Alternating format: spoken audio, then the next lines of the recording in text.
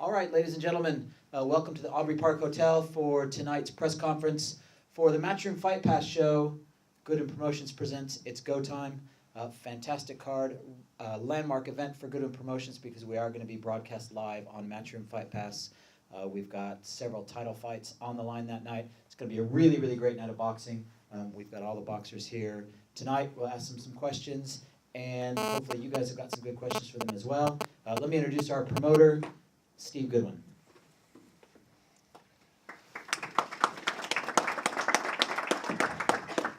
Well, thanks very much for coming, and it is a big event for us having the first Matchroom Fight Pass show.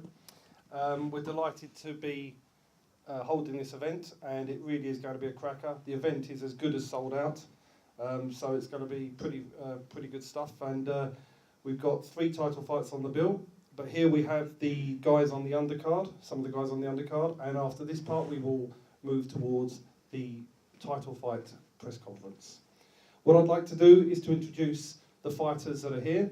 We'll bring them up and have a little chat, and then Bret will ask them some questions, and then anybody else from the audience who's got questions can fire them at them. So let's go to the left. Young Martin Hillman, super featherweight, 3 wins, 1 loss. The man showed immense courage coming back from a defeat in his first professional fight against Pavel Senkov and reeled off 3 straight wins. He's definitely improving massively, and we're looking forward to Martin progressing towards Southern Area title, hopefully in 12 to 18 months. Can you please welcome Martin Hillman? Come on.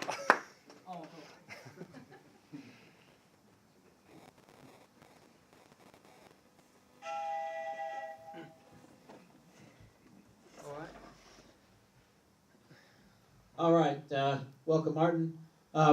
Again, I've got to make this disclaimer every time that I ask you guys questions. I didn't write these, so I don't want you waiting by my car in the parking lot when I'm done. Okay, Martin, Harvey Jeffco from Hemel Hempstead. He says, you lost your first fight, have now won 3 in a row. What's changed?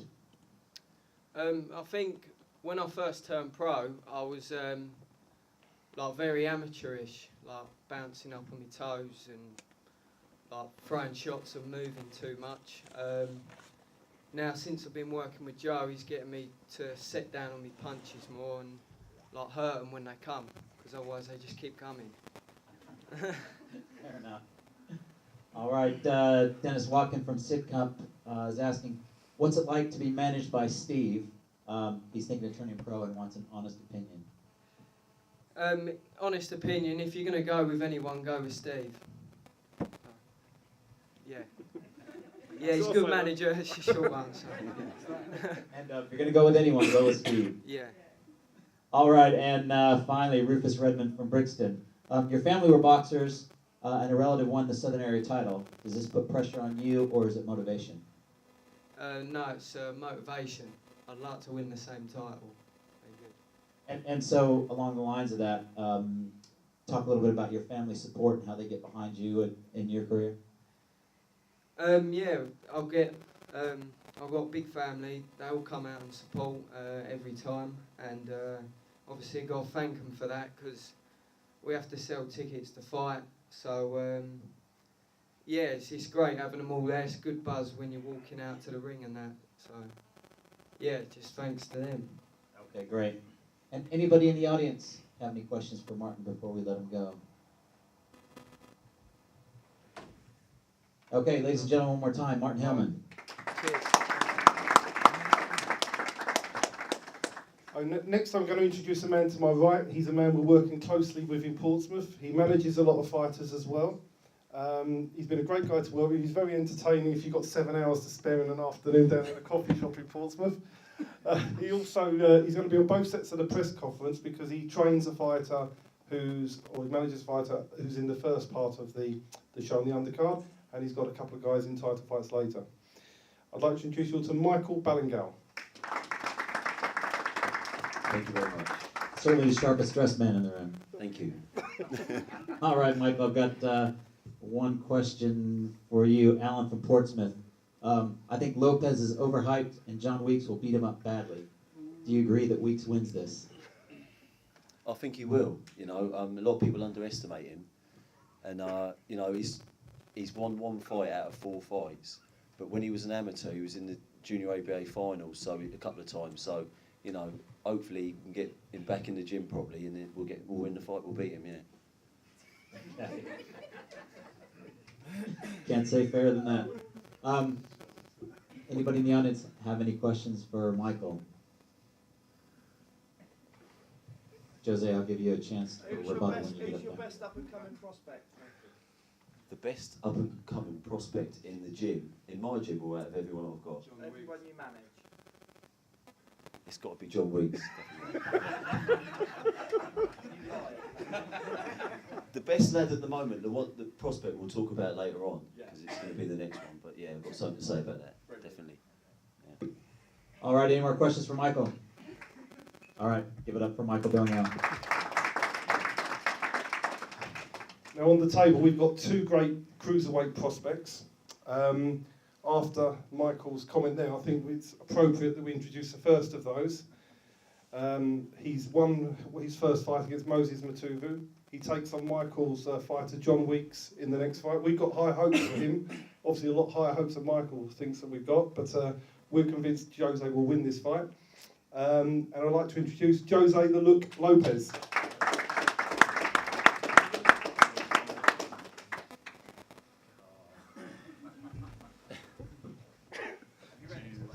Hi there, guys. You alright? Yeah. All right, Jose. Hi. Yeah, once again, I didn't write these. It's alright, it's alright. So Patrick from Belfast, Yeah. you were announced as a future of boxing and beat Moses on points last week. Beat Moses on points. Last week, Moses was stopped in 2 rounds by a debut fighter. I don't think you're as good as the hype surrounding you. Please comment. I mean, all I can say is, all it was just a learning, process for me, just a learning, just to get experience out of the fight. I wanted to knock him out, but and after the first round, my trainer told me to slow it down and just use the jab, just box, because I want to show everyone that can box. You don't want to get in there just knocking up, people out, and not showing your skills. That's all I wanted to do in that fight, show my skills. Hopefully, if E-Man comes to fight tonight, I'll just take him out easy. If a guy wants to get up in the ring with me and fight 20 punches, I'll take him out. So tell him to come then, I'm ready for it. Find out on the night. Alright, let's see it. Find out on the night. All right. What's it like being in Chisora's camp in the lead up to the Fury fight? It's so good, man. He's really good guy, Since I've been there, just training with him and that, just seeing what he's achieved so far, it motivates me to get that as well. So I look up to him as well, man. Even though we're brothers, we're from the same gym, so so good, yeah. I'm glad I got people like him around me, yeah. Good. All right, Adrian from Southampton. I'm a friend of John Weeks, and we all know he's going to beat you. After you lose, will you retire? Oh my God! Listen, talk is shit, man. He needs to deliver it. That's what he needs to do. He needs to deliver. Let's see if he can do it. Because talk is shit. I'm not going to stand here and just talk about him. He's not even here. Where is it? Don't know. I'm standing representing him. There's not point. He's in the gym training. There's not point talking about him. Listen. Tell your man to bring it. Yeah, he will. I'll knock him out. And after the fight, I'm not shaking my hands with you guys. Because it's pointless. Yeah. Right, then. It's crazy. And just personally, how's your training camp been going in the lead up to this? For you, how are you feeling the training? Pardon, can you repeat that again, please? Yeah. For you personally, how's your training camp been going up to this? Yeah, it's all going well. Yeah, it's all going into plans. I'm really looking forward to this fight. I'm really looking forward to beat John Weeks badly, because he's been talking a lot. Just want to get in there and get it all done. Because we all know the outcome of this fight. We all know I'm going to win. That's how it is. I'm always going to find a way to win. I'm telling you. I'm always going to find a way to win, man. And if he decides to trade punches with me, I'm going to knock him out, man. He better just start running away. Once I hit him, just start running away. Yeah. All right. You got that? Any other questions for Jose, anyone? Come on, man. Just one You're question. nice and confident, Jose. Yeah, people think I'm cocky, but I'm not. I'm just super confident. I believe of what my abilities in it. I believe I can beat this guy easy. Easy? The first minute, I'm only going to use my jab. I'm telling you this. The first minute, so tell your man to come out. I promise you, the first minute, I'm only going to use my jab. So you can try whatever you want, yeah? You tell him that. We'll make the sure first I let him minute. know. I'll make Okay, sure I let him know. cool. Yeah. But he only has 1 minute, that's it.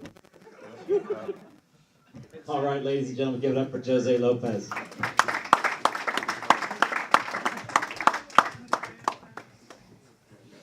ever said press conferences are boring. The next chap I'm going to introduce, when I heard he was going to make a comeback and he was letting me know he was going to do it, I was really delighted when he came and signed with us, because it showed that we'd come a long way, that somebody who'd been at this level wanted to come and join us. Ryan Taylor's a two-time challenger for the Southern Area title. He's also a 14 prize fighter as well. He's moved up in weight now, and I think we're going to see a totally different fighter up in weight. And I'm delighted to say, like everybody else on this table, apart from Michael, they're all guys that I manage, so it's delighted to welcome them. And a big warm welcome to Ryan Taylor. Cheers, Steve. Thank you. All right, Ryan. Two-part question. You used to be trained by Tony Sims. Who trains you now? Frank Greaves trains me. Yeah, Frank Greaves at the Peacocks.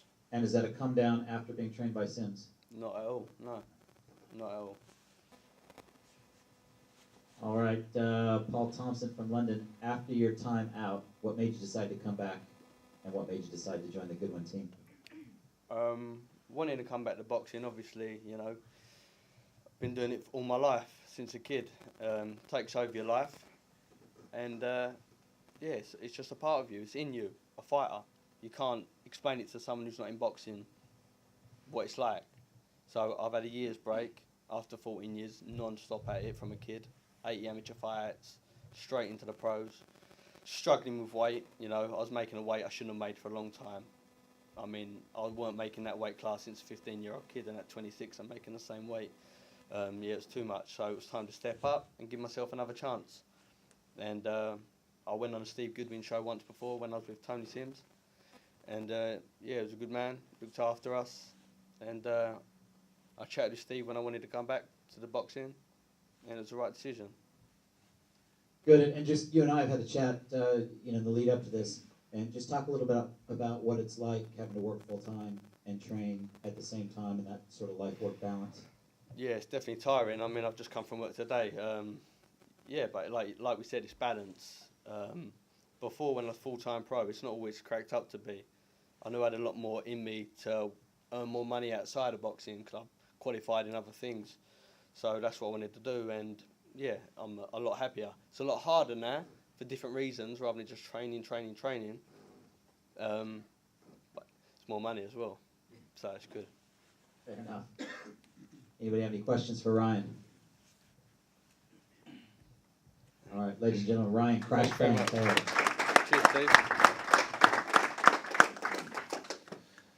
The next person I'm going to introduce is Leon McKenzie, former professional footballer. He scaled the heights as a footballer, and I'm delighted that very recently, although Leon's been on our shows, I've not actually managed him, but he's now kindly asked me to manage him and look after his career, and we're determined to give Leon every possible opportunity to reach really big heights in boxing, and we're totally behind him in doing that, and it'll be a great story if he makes it.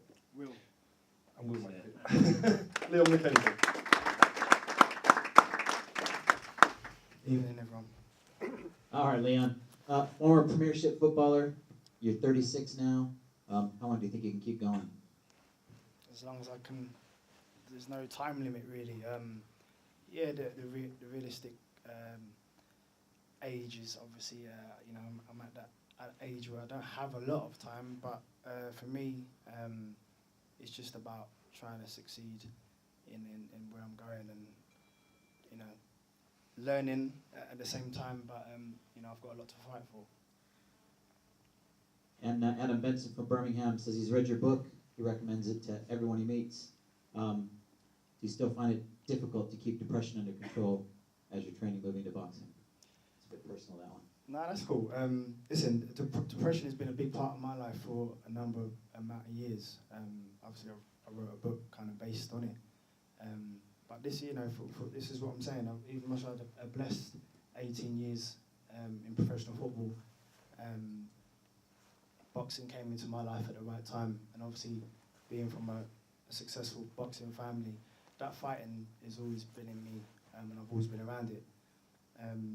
For me, you know, like, I've got 5 beautiful kids, and when I step into that ring, I just keep hoping that these people keep looking at me as the footballer, because I'm enjoying shocking and gaining respect.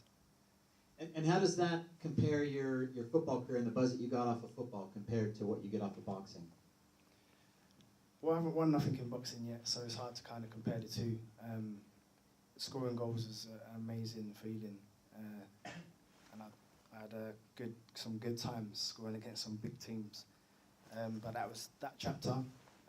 This is a new chapter, and I really do believe that we will win something. To what level, I really can't say, but I train hard. I'm from a good background.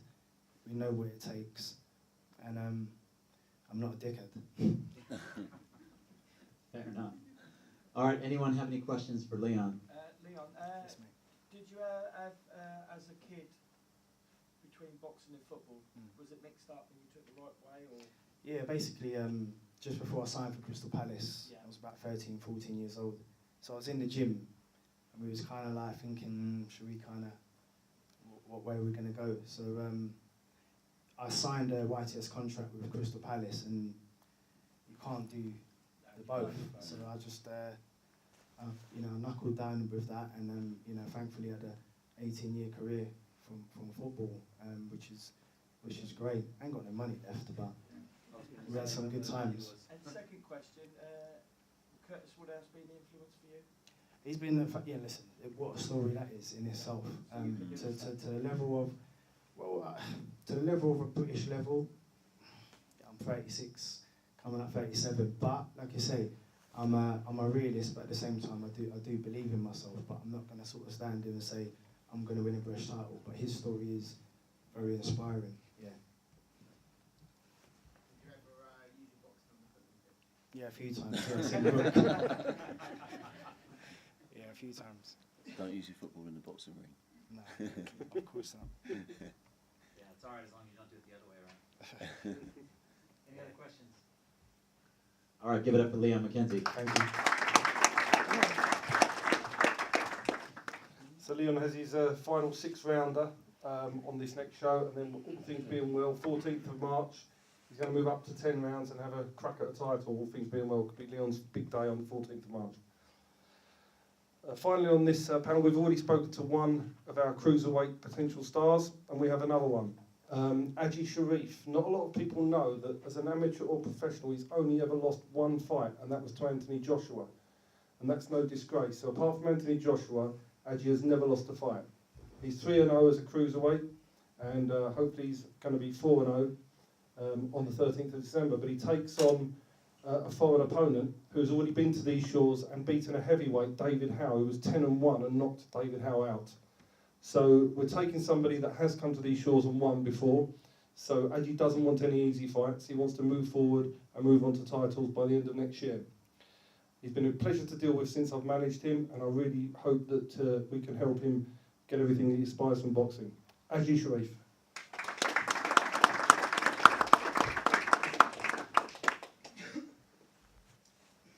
All right, Aji. Derek from Lincoln. I come from the same area as Mitch Mitchell. You lost that fight but got a hometown decision. How can you expect to go further if you struggle against Mitch? Well, everyone saw the fight. I beat him every single round, so I don't know where this guy's coming from. I don't know where he got that from. Everyone see the fight. It's online. You can watch it then online as well. And I beat him every single round. And even though he was holding all the way through, I beat him on my jab. Because he comes from the same area, that's why. Okay, fair enough. All right, William Wallace from Tadworth in Surrey. I know the only fight that you've ever lost in amateur or pro was against Anthony Joshua. What's your opinion of him now? I think he's doing a wicked job. He's a beast of a man, and at the end of the day, he's doing brilliant for the country and for everyone else, And he's fighting a good friend of mine, Michael Sprott. So that's on this Saturday. We're going up there in Liverpool as well. So yeah, it's good. He's doing really good. I'm proud of him as well. So it's good. Good. All right. Any questions for Aji?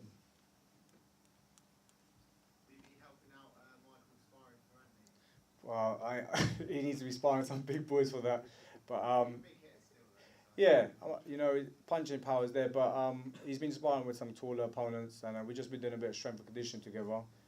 He's looking good. He's up for it, so we'll see what happens on the day.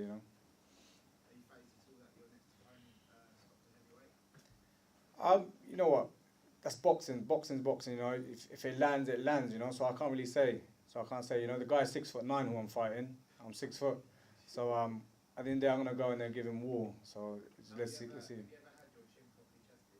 I've been, yeah, you know, at the end of the day, I've been hit. Amateurs, I've been hit. You know, what I mean, I get sparred with Michael. You know, what I mean, I've tested my chin. At the end of the day, we'll have to see on the day, you know. But at the end of the day, like I said, I'm gonna give him hell, and I'm only going there to win. Any other questions? Aji Sharif, everyone. So it's going to be a good night for many of these guys. They're going to be on the Matchroom Fight Pass. It's a showcase for future Sky shows, and so they're all going to be out to make a statement. I know we've already been talking with Jose about his entrance. That's going to be quite fun to watch, so he's got to live up to it in the ring. But I think if you're ever going to watch a ring entrance, watch that. It's going to be a little bit over the top, to say the least. But I'd like to thank everybody on here. We're going to have a little break while we set up, and then we're going to have the press conference for the main events.